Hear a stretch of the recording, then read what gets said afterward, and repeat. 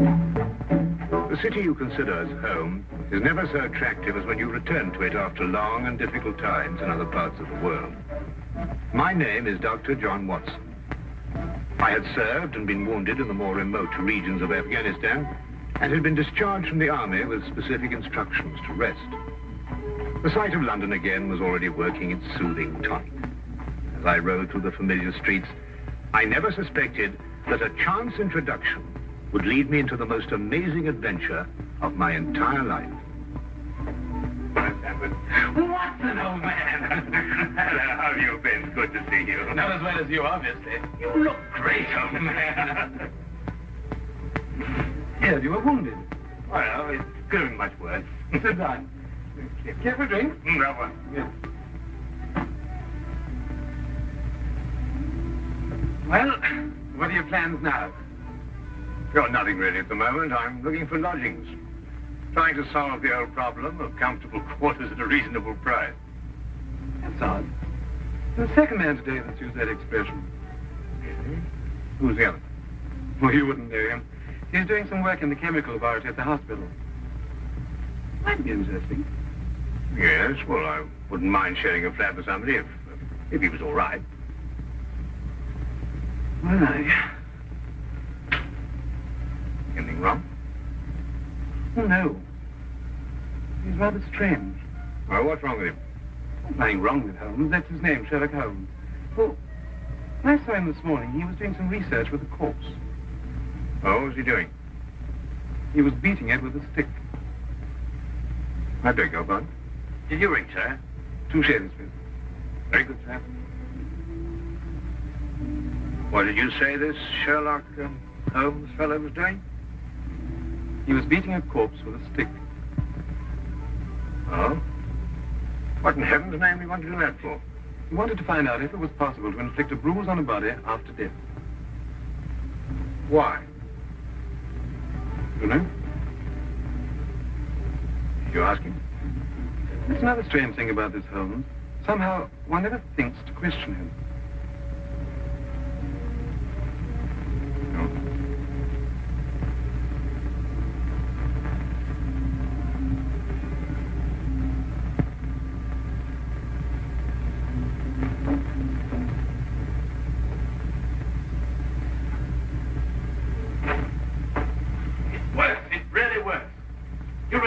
Entered the greatest chapter in the history of forensic medicine. You're Dr. Watson. Yes, I am. What works? Foolproof test for hemoglobin. You realize what this means, of course? No, I don't. You must be Sherlock Holmes. It will create a revolution in criminal investigation. Yes, I'm Holmes. How did you know I was Watson? Because you've just come back from Afghanistan. How do you do? How you do? How did you know I'd just come back from Afghanistan? Well, it's written all over you. The problem has generally been that a man is suspected of a crime months after the crime is committed. Then when they find bloodstains on objects of clothing, they can't be sure if it's blood, mud, or rust stains. But this solves the whole thing, of course. Oh, of course. Of course. Stamford told me you're looking for someone to share a flat you'd found. You know, if this test had been in existence a year ago, it would have meant that Von Bishop of Frankfurt would most certainly have been hung. And that goes for Mason of Bradford, Muller, and O'Fay, naturally. Naturally. Who are these people? Did you know, I'm delighted to meet you, Watson. I think you'll like the flat. It's in Baker Street, by the way. Oh, we could pop around this afternoon and have a look at it if you can. Yes. Oh, yes, rather. I'd like that. Good. Did you mind if I play the violin? No, go right ahead. No, I don't mean now. I mean when we're sharing the flat. Oh, no, of course not. I like a bit of good music. Oh, good. I'm not very good. Oh. Tell me, Holmes. Yes. How did you know I just got back from Afghanistan? Well, it's obvious. Now, that's what you said before. It's a bit obvious. You're a doctor, that much we know. But with the air of a military man, therefore an army doctor. You've acquired a sunburn. I know it's not your natural color because your wrists are white. Your eyes tell me that you've recently been ill. I'd say some sort of tropical fever. You use your left arm stiffly as though you've sustained a wound.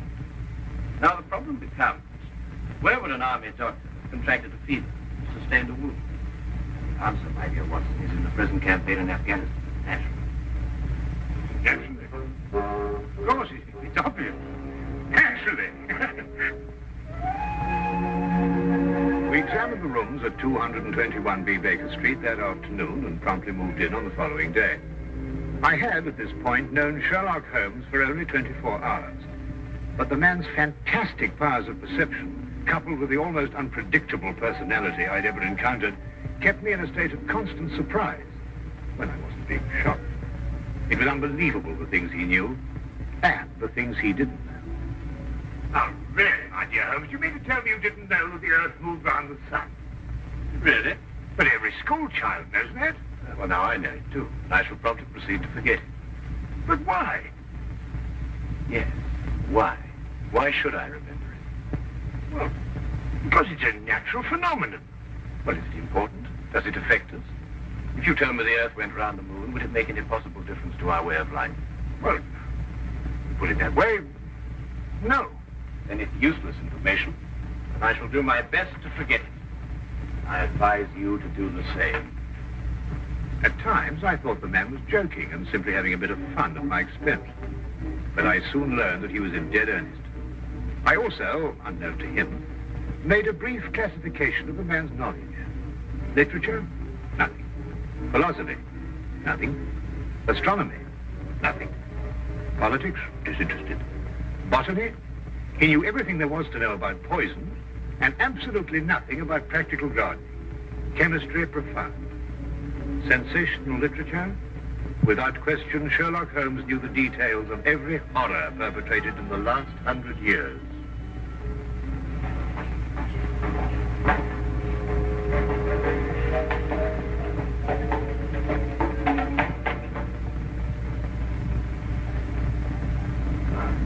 I believe we have a visitor.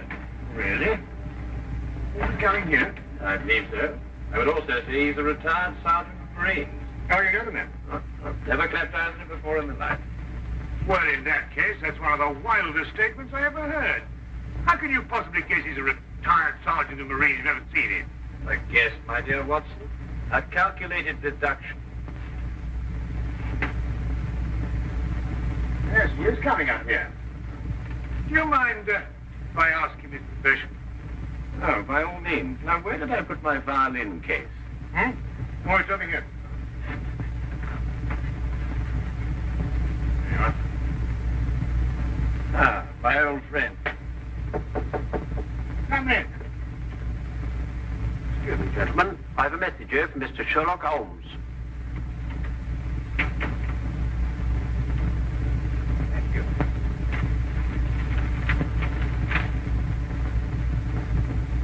Excuse me. Sir?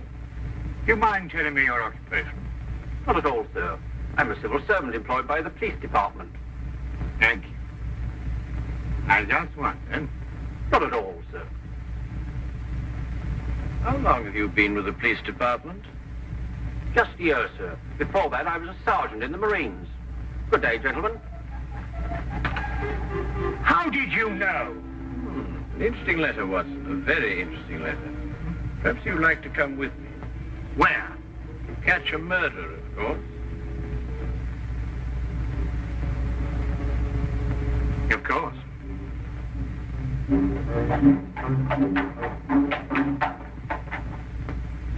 How did you know that that man was an ex-sergeant of Marines?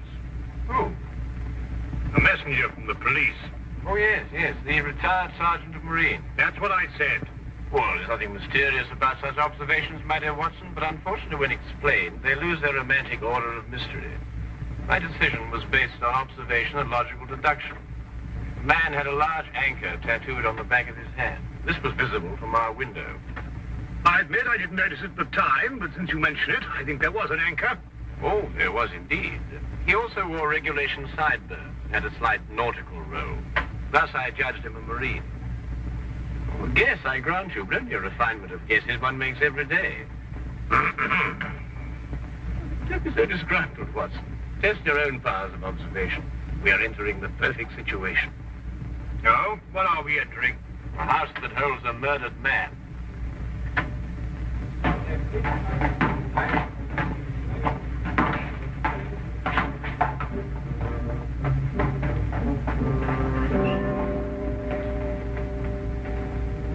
Inspector Lestrade inside. Yes, sir. May I I have your name, please? Yes, Sherlock Holmes. This is Dr. Watson. Oh, that's quite all right, sir. Inspector Lestrade gave instructions to admit you. Oh, good. Oh, by the way, has the body been removed? No, sir, but the medical examiner's just gone. Oh, thank you. Let's hope they haven't moved things about too much. The police forces of the world seem to have an organized science of messing things about. Oh, I wouldn't say that, Holmes. Now then, move along there, everybody, move along. There's nothing to see today. I don't know. I swear I don't know. I tried to help him. Don't you believe me? I had to do what I could. It was instinctive. Instinctive for a woman like you to commit murder. That's not true. You know it's not true. I know you hate me, but you can't believe I'd do a thing like this. Yes, I can, and I do. She's a murderess. You know it as well as I. She murdered your brother. It's a lie. Yes, it's a lie. The entire story's a lie. The relationship you had with my son was a lie. My son's been murdered. This girl's a murderess. Why she did it, what her motive was, I don't know. They were engaged without my blessing. I can only be grateful that she gains nothing by her crime. Your duty now is to convict her. Just a moment, please.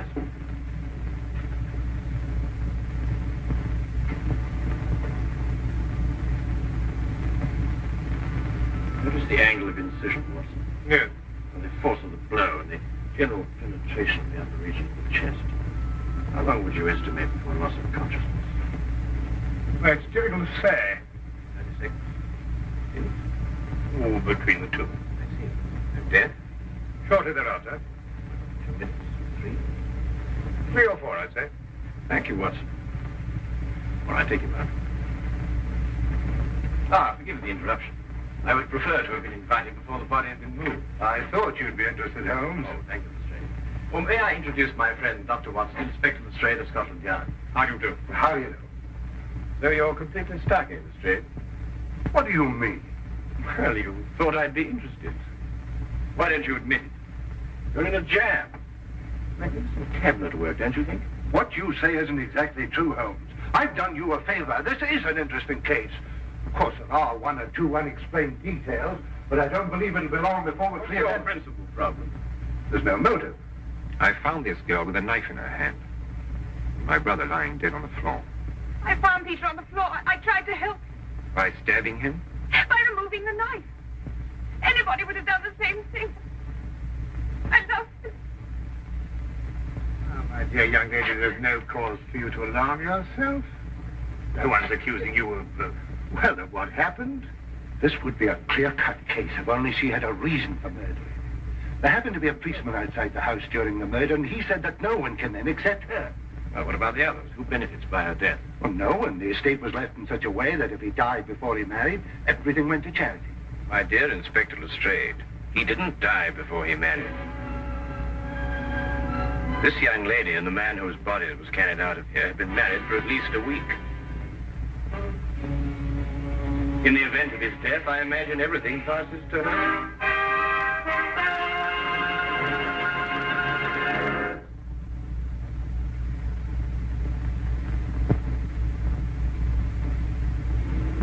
And now we return to the case of the Cunningham Heritage.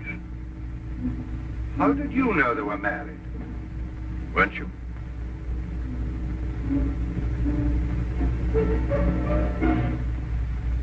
Yes, a week ago. Then you do benefit by my brother's death. You're his heir. I don't know if I am or not. I only know I didn't kill him. I swear I didn't. Where were you married? We went down to Brighton last weekend. Well, why didn't Peter say anything about it? I don't know. He asked me not to say anything. Of course I didn't. I'm afraid, young lady, I'll have to ask you to accompany me to headquarters. Sir.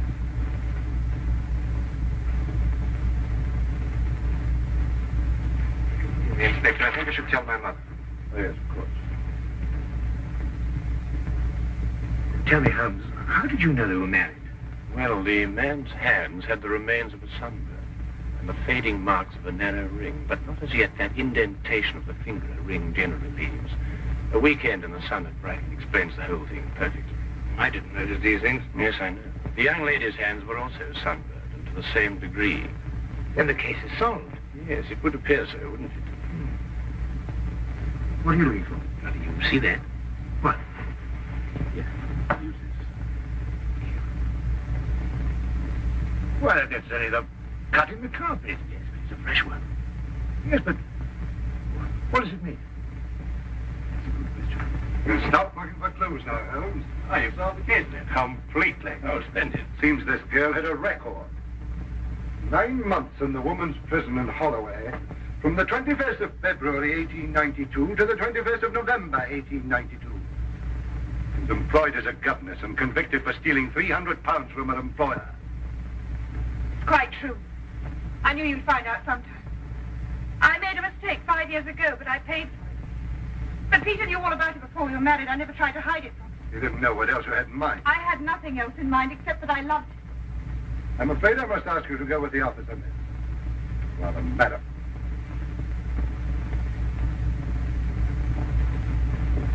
Well, that's how I like my cases. Fast and simple. Oh, indeed? You must tell me some more about it. Well, there's nothing to tell, really. Her story was that Peter asked her to call here at 10 sharp. She arrived, found the door open for her, came in here and found him writhing on the floor with a knife on his chest. She screamed, pulled it out. Just then, Brother Rolfe walked in.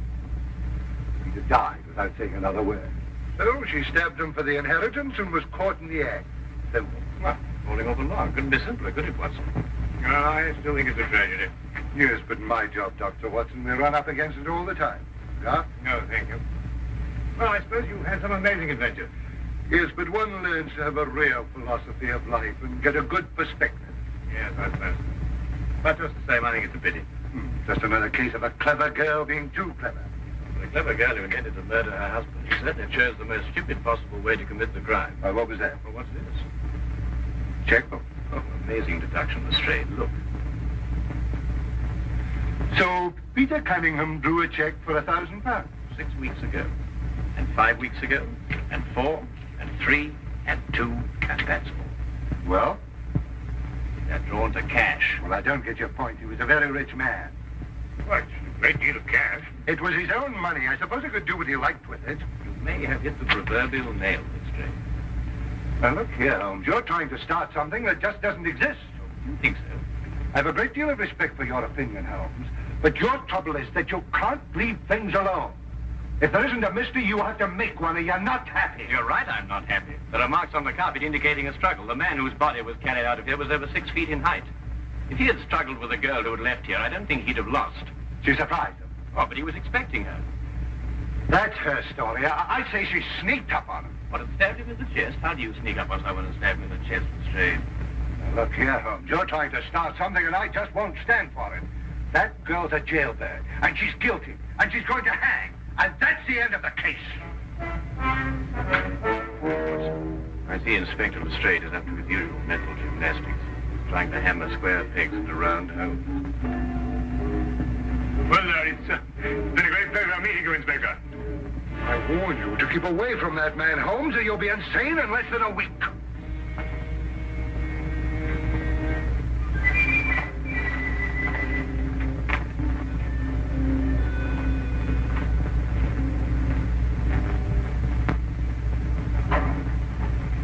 What time is it? Oh, 10:30. Perhaps you'd like to take a little stroll with me. Why? I'd like to investigate this afternoon's affair a bit further. Oh, yes. I'd like that. I thought you'd forgotten about it. Not at all. I've been thinking about it all evening. Shall we go? Then we must exchange our thoughts en route. Where are we going? To the Cunningham house. I didn't know you made an appointment there. I didn't. Oh, well, who do you expect to see? No one, I hope. Well, I'm terribly sorry, Holmes, but I don't understand what you mean when you say you want to go to the Cunningham house. You can't do that. What? Well, you can't break into the house. Why not? It's against the law, that's why not. Why, if we're caught. That's it. What is? If we're caught. But that makes no difference. Makes no difference at all. The thing is, if we're caught, it's against the law.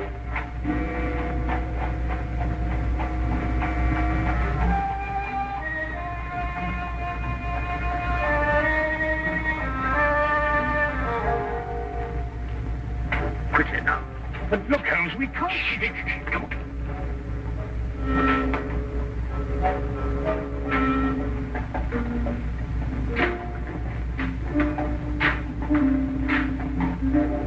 Good evening, Inspector. Good evening, Sergeant. Everything all right? Yes, sir? I just thought Sherlock Holmes might have dropped by.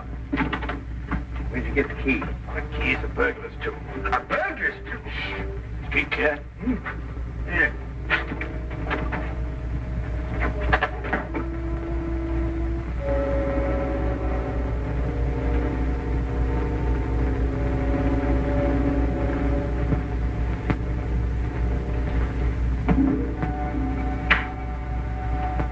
How do you know he's out? Because I had a spy watching the house. Go through that cabinet. What am I looking for? Oh, papers, bank statements, anything to indicate passage of money from Peter Cunningham's account. Go on.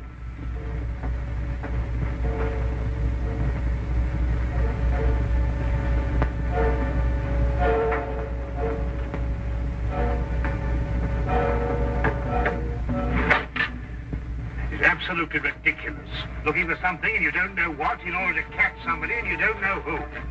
Quite ridiculous. Nothing over my side. Keep looking. Who do you think's got it? Whatever it is we're looking for. Why did Peter Cunningham try to hide the fact of his marriage? A week or a month put the main indifference as far as his mother was concerned. She would never have consented to his new bride anyway.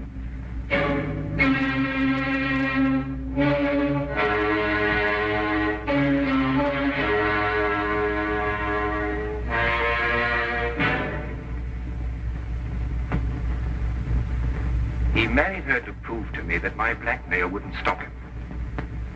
And then he withheld the fact in order to give me 1 week to clear out of the country before he exposed me.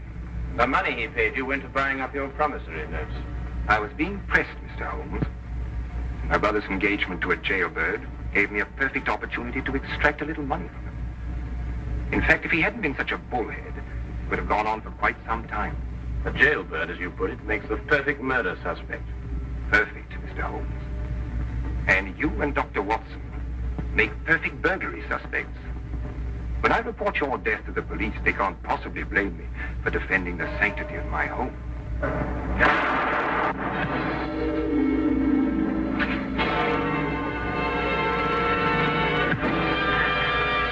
Well done, Watson. Oh, I could have done a bit better. It was my bad shoulder. Quite all right, Watson. Think no more about it. So that's our murder. Yes, the only possible one, of course. Only a man could have struck that blow. Peter died, as you say, within 3 or 4 minutes. And there was a bombing outside the whole ground. Yes. Crystal clear. No, completely obvious. Well, what do we do now? What's going on here? Who fired that shot? We will sit with the good inspector, and with the aid of our evidence, a bit of logic, and a few simple diagrams, we will endeavor to convince him that night follows day, and that 1 and 1 inevitably makes 2. How did you two get in here anyway? Now, Inspector, calm yourself, calm yourself, calm. Sit down. Now, there's a good fellow. Sit right here. Now, you see, we have a great deal to talk about.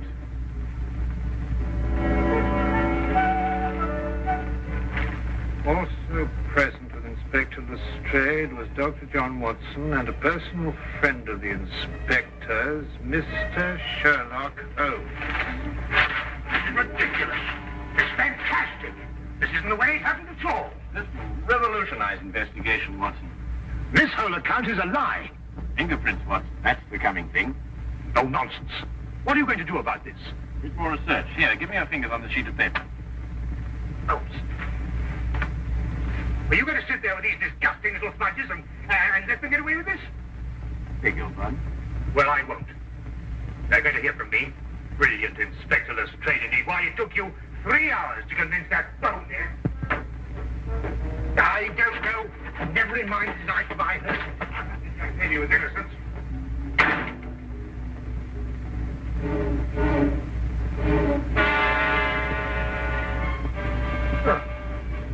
I wonder if he got more than a shoulder wound in Afghanistan.